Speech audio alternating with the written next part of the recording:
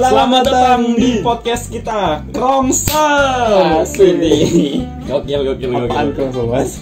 Krongsel. Oh, Krongsel itu singkatan dari Keronggan Selatan, Mas. Itu kosan saya. Kebetulan kosan Anda juga, bukan? Oh iya, kita satu kos ya. Nah, kita mau memperkenalkan diri kita dulu nih. Kita sebagai host di Krongsel podcast ini. Iya, betul. Saya sendiri sebagai saya sendiri tentunya. Oh iya, dan saya nama saya Imam Laksono dan aku Didi Nurdianto. Nah, kali ini kita mau bahas apa nih, Mas? Kita tentang yang lagi anget-angetnya. Yang lagi anget-angetnya apa tuh? Ada corona lah, Bos. Oh ya, corona ya. Karena semua konten di sosmed itu isinya corona. tapi kita tuh selalu ngebahas hal yang kecil, Mas. Kalau orang tuh harus hal yang besar gitu. Sedangkan Krongsel ini terlalu berikat dengan hal-hal seputar kehidupan anak kos. Nah, itu cara menghubungkannya gimana tuh? Antara mahasiswa ini kan lagi musim-musimnya libur ya, Mas ya. Nah, iya betul tuh, Mas. Bete banget ya. Antara libur, kuliah udah secara daring, PSBB dan new normal. Nah, itu tuh.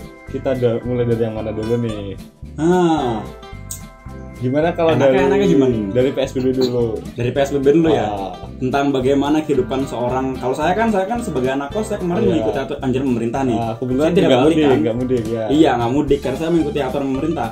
Nah, kebetulan kita juga punya teman satu kos kita, yang dimana dia bukan melanggar sih, mungkin dia ada rasa ingin kangen mungkin ya, kan jauh dia rumahnya kebetulan ya ribuan kilometer dari Pulau Jawa gini, jadi kangen gitu pengen balik.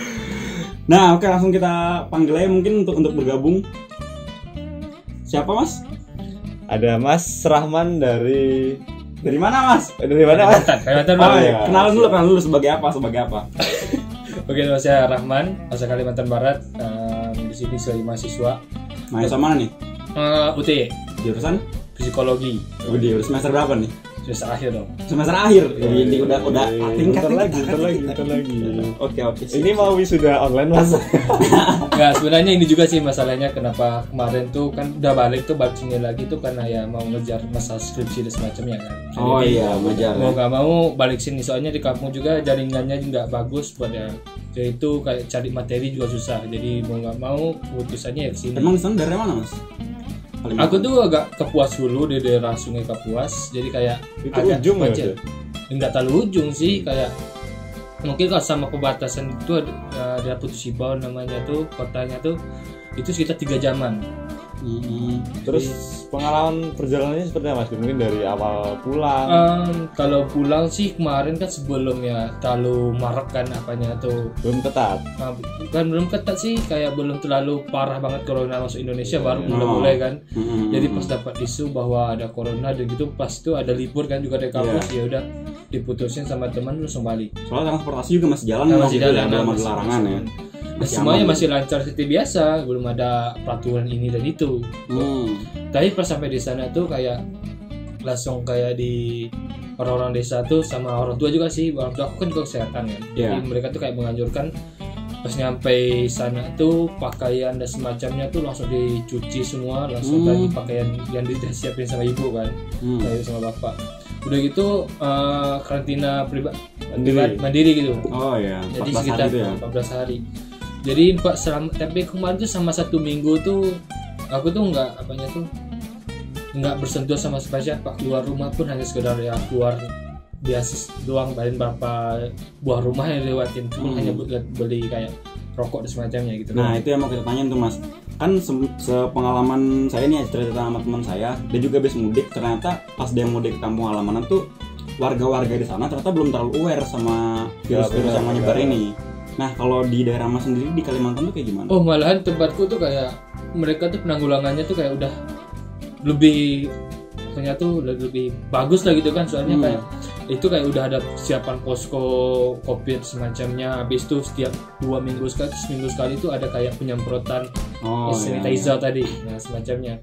Udah gitu untuk mahasiswa yang bukan mahasiswa saja sih, pokoknya orang yang dari luar dan semacamnya tuh kalau nggak ada postingan khusus, kalau bukan orang asli sana itu kayak nggak diizinin masuk kampungku. Jadi kalau yang asli sana kayak mahasiswa tuh kayak mereka datangin ke rumah, dicek langsung kayak dari kesehatan juga, orang desa juga itu kayak langsung memantau gitu. Jadi pemerintah sama warga juga kerjasama. Kerjasama. Udah gitu kalau ada apanya tuh misalkan mahasiswa yang ada gejala, bukan gejala yang gitu, maksudnya kayak misalkan pas radang ada kayak batuk-batuk dan semacamnya tuh langsung kayak kesehatan langsung datang kayak dipanggil untuk ngecek semacamnya. Tapi alhamdulillah belum ada hal kayak gitu. Terus gini Mas, kan biasanya itu ada masyarakat awam yang mungkin karena ini baru dan terlihatnya itu global ya, pandemi menakutkan gitu. Terus di daerah Mas tuh ada nggak sih warga-warga yang sampai, mungkin di daerah lain ada juga beritanya yang sampai takut dan bahkan bagi pendatang ya, terutama di luar kota habis melakukan jalan jauh itu kayak ada apa ya, masalah sosial tentang mungkin diomongin atau gimana gitu. Iya. Itu sih kayaknya nggak ada sih kemarin itu, kayak itu sebenarnya ada kesalahan dikit juga dari pihak apanya itu kesehatan desa ya, bukan kesehatan desa apa itu orang kesehatan di desa maksudnya. Jadi dia tuh kemarin ada satu orang tuh pulang dari Sintang, nggak usah ya Sintang itu kayak dia tuh emang sebelum nyampe dia emang udah sakit. Jadi pas ada orang kesehatan tuh ngecek, orang kesehatan di kampung tuh ngecek, dia tuh kayak aman-aman aja, tapi yang si kesehatan tuh nggak beri laporan ke desa. Desa tuh nggak tahu bagaimana sih benar keadaan tuh anak kan. Nah itu kayak orang-orang di dekat tuh kayak minder, takut dan semacamnya, sampai-sampai ada itu pas berdekatan sama bibiku kan. Nah tante tuh sampai dia tuh kayak takut lah keluar kali, takut misalnya takut ada nyebar dan semacam sama dia kan. Dan tapi itu nggak sampai kayak antar intimidasi dan semacam, nggak ada. Sekedar kayak juga gitu enggak ya. Palingan saya sekedar ngomong-ngomong sama keluarga, itu bilang bukan ngomong untuk menjas atau enggak, artinya bilang takut aja gitu ya, saya wajarnya kita pun juga takut ya kan. Makanya aku kemarin juga kayak gitu juga, pokoknya sampai piring semuanya itu aku dikhususin sendiri, jadi nggak dicampur-campur sama orang. Bagus ya. Nah kemarin kan tadi Mas juga bilang kalau pas masih baru-baru pandemi ini, dulu pas mau balik Kalimantan tuh belum disusahin apa segala macam, masih lancar-lancar aja kan. Nah pas Mas balik lagi ke Jogja sini tuh ada perubahan nggak, mulai protokol apa persyaratannya segala macam gitu? Awal-awal sih kemarin aku dengar berita kan, jadi kalau udah ke Jogja dari Info Jogja juga aku lihat kan katanya siapin surat jalan sama surat kesehatan dari kesehatan atau dari puskesmas semacamnya. Dan itu udah tak urus semua lengkap.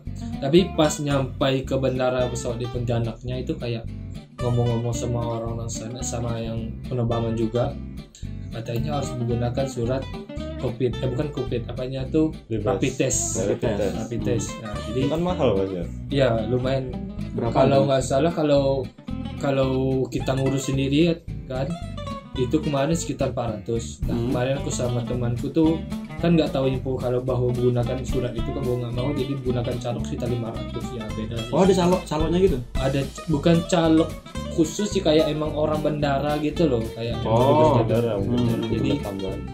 Jadi mereka tuh kayak ngantarin langsung dan semacamnya ya.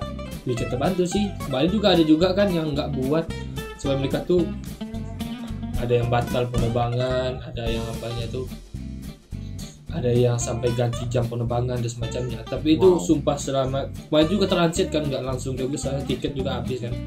Itu susah banget, capek banget juga. Antri masuk pertama, antri yang kan transit Jogja, Jakarta, Pontianak, Jakarta, Jogja. Itu Pontianak kayak dicek juga kan soal rapid test tuh, antrinya panjang juga, capek situ. Habis itu udah cekin apa terbang lagi di Jakarta juga gitu, cek lagi di sampai Jogja juga cek lagi. Wah itu ribet banget sumpah. Jadi mungkin merasa cukup terbebani atau? Sebenarnya aku jujur sebenarnya itu cukup terbebani. Misalnya kenapa sih kayak harus di apa itu harus di Jakarta, di Pontianak, Jakarta, Jogja tuh dicek 2 kali gitu ya? Bukannya itu kayak mencapai buat kita capek juga kan, bukannya mental kita atau fisik kita tuh terkuras tuh. Mungkin karena menurutku karena hal itu mungkin bisa menyebabkan lebih besar, menimbulkan risiko dari terjadinya apanya tuh terkena dampak dari COVID-nya tadi. Antriannya itu ramai kan ya. Udah gitu kan ya, kita tahu sendiri kan kalau hal itu kan kalau kita tahu juga COVID itu juga kan menyerang kayak fisik, mental tubuh dan semacamnya juga kan. Nah, kalau gitu kita udah kecapean, apalagi aku dari kampung ke Pontianak tuh sekitar 12 jam sampai 15 jam. Itu naik kendaraan dulu ya? Iya, dan dulu. Nah, Sedangkan transit itu sekian tahun lama. Udah gitu kemarin di Pontianak juga yang harusnya terbang jam 9 tuh terbangnya di jam 11 karena terlalu lama ngantri tadi. Kayak gitu. Jadi menurutku yang kayak menyusahkan banget sih sebenarnya itu ya. Ya emang bagus sih hal kayak gitu, tapi kayak maksudnya tolong jangan sampai kayak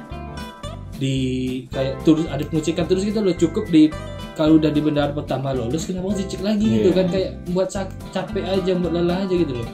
Coba ada kalau yang fisiknya lemah, pingsan dan semacamnya kan malahan kan beresiko lagi hal kayak gitu. Iya betul resikonya. Tapi udah tenang ya, udah nyampe Jogja lagi aman. Ya tenang, tapi kemarin di sini udah masa inkubasi kan, udah kelar ya.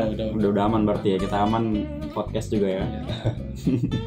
Lagian juga kan udah bawa surat kesehatan juga jadi lebih aman. Tapi kayak kemarin sih awal-awal tuh kayak takut juga soalnya nggak ada hal kayak gitu kan. Kemarin mau coba sebelum pulang dulu kan mau coba juga sih apanya tuh ngetes juga, tapi dengar harganya gila sampai 600-an. Iya emang katanya makin sini makin naik katanya.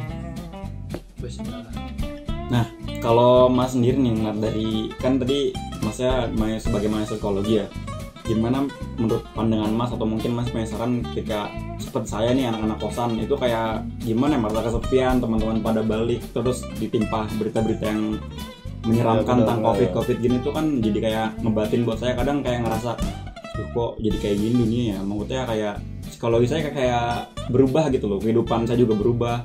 Mungkin masih bisa ngasih saran supaya kita lebih biasa sebenarnya kalau di psikologi ini sebenarnya ada dua sisi ya, positif dan negatifnya. Kalau positif negatifnya tadi ya mungkin bisa menimbulkan depresi dan semacamnya. Kalau positifnya ya kalau kita itu mampu mengolah diri kita sendiri, misalnya hal-hal positif yang sering kita lakuin, misalnya dulu kita sering jalan keluar malam dan semacamnya, tidur nggak jelas dan semacam. Dan sini kita bisa kayak merubah pola, jadi kayak misalnya dari pola tidur, pola makan dan semacamnya, mungkin karena hal gini lebih bisa teratur gitu kan. Dan mungkin bisa lebih mendekatkan diri ada yang puasa dan semacamnya. Itu satu hal yang lebih baik harus juga kan. Saya semenjak ini jadi nggak usah diomongin ya, cuman lebih enak gitu kan, waktu luang tuh baik banget. Jadi bagi Anda semua yang punya banyak waktu luang ya, seenggaknya isi waktu tersebut dengan mendekatkan diri kepada Tuhan dan juga hal positif gitu. Jadi kan sama juga sama anak kos itu kayak lebih kayak bisa mendewasakan diri lah, lebih kayak betul. Harus bisa mendewasakan bagaimana lebih menindaki hal ini bagaimana gitu kan. Misalnya dari dengan cara dengan hal kayak gini aku sudah dewasa untuk keputusan lebih tepat. Misalnya kayak tadi aku bagaimana pulang atau enggak nih, nanti kita harus lebih dewasa berpikir bahwa kalau aku pulang nanti aku ada terkena virus ini dan berdampak sama keluarga aku kayak gini kan, itu kayak berbahaya. Nah itulah kita harus bisa membentuk pola pikir kita harus lebih matang lagi. Betul. Apalagi kita sebagai mahasiswa, sebagai orang dah masuk hampir dewasa, itu kayak hal yang kayak maksudnya penting lah untuk kita bisa lebih dewasa untuk mengambil keputusan. Kadang itu keputusan emang berat sih. Kayak Mas Rahman bisa memaksakan untuk pulang, sampai kembali, Mas Imam bahkan sampai sendiri. Iya itu Pak. Sampai di kosan itu tinggal bapak sama ibu. Iya, nggak ada siapa-siapa lagi yang menemani saya. Untung ibu kos di sini baik, setiap bulan puasa tuh ngirimin saya makanan gitu Pak. Untungnya tuh jadi saya ngerasa nggak sendirian gitu. Sama juga kayak aku kemarin tuh sebenarnya ngambil keputusan untuk balik itu bukan hanya sekedar pulang kangen, enggak. Itu kayak aku juga melihat memperhitungkan juga kan gimana. Misalnya pertama kemarin perhitungan aku ya masih awal, dan itu Jogja masih bilang aman banget kemarin tuh kan, aku bisa pulang. Dan gitu pulang tuh nggak hanya sekedar pulang, aku langsung mempersiapkan hal apa yang persiapkan. Pertama dari tadi melakukan hal apa yang harus aku lakukan pada waktu datangnya. Begitu bagaimana aku harus bertindak sama orang rumah dan semacamnya.